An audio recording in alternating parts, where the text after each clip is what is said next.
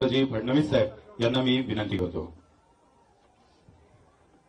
छत्रपती शिवाजी महाराज की, धर्मवीर छत्रपती संभाजी महाराज की जय भवानी, जय भवानी।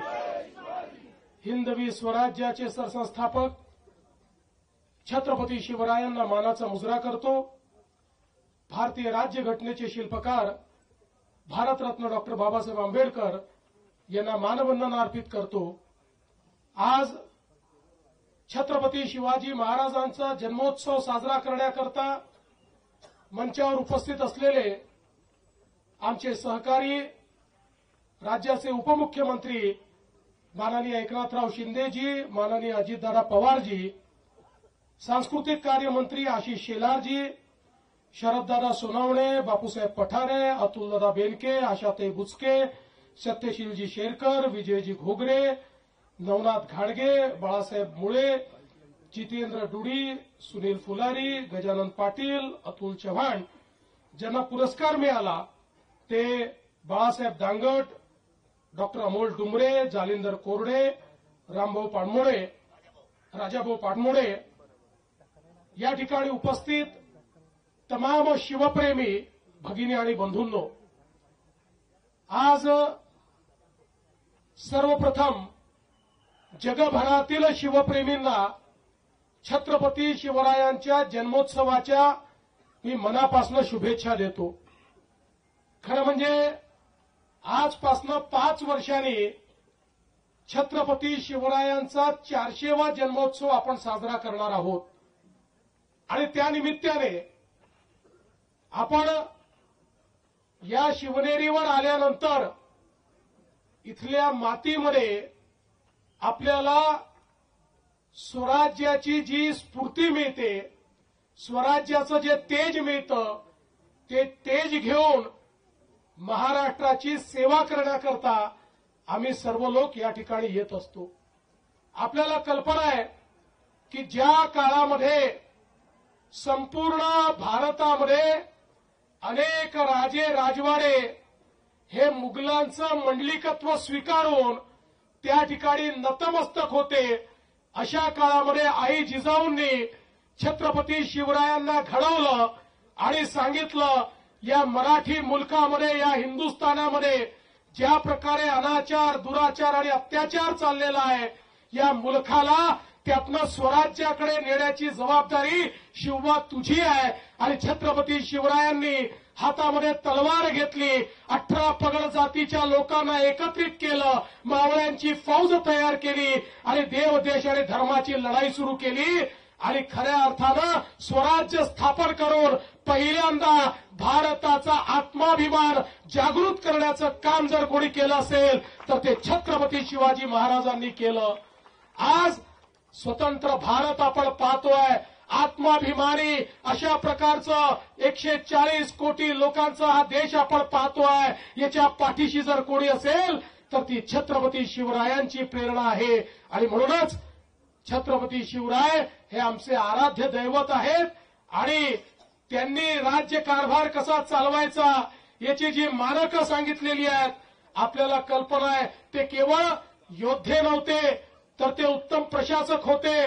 पर्यावरण असेल, जलसंवर्धन असेल, जंगल संवर्धन असेल, या ठिकाणी वेगवेगळ्या प्रकारचं व्यवस्थापन असेल, या सगळ्या व्यवस्थापन शास्त्राचे गुरु हे छत्रपती शिवराय होते आणि म्हणून ते आदर्श राजा होते आणि म्हणून त्यांना जाणता राजा आपण म्हणतो, त्यांना श्रीमंत योगी म्हणतो।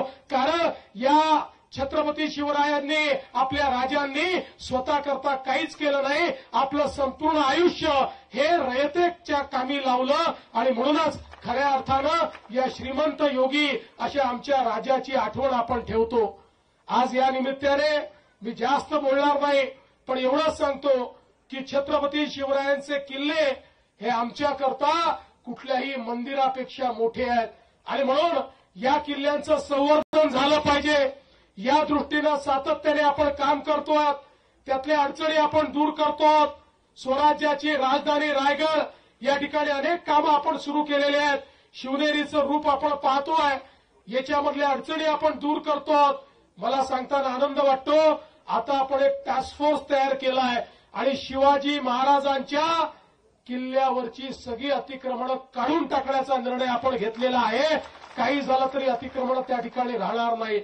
यासोबत ज्याचा उल्लेख माननीय शिंदे साहेबांनी केला, देशाचे प्रधानमंत्री माननीय नरेंद्र मोदीजी यांनी युनेस्कोची एक कॉम्पिटिशन होते, त्या कॉम्पिटिशनच्या माध्यमातून ते जगातले वारसा स्थळं हे त्या ठिकाणी नेमतात, ज्याला जागतिक वारसा म्हटलं जातं.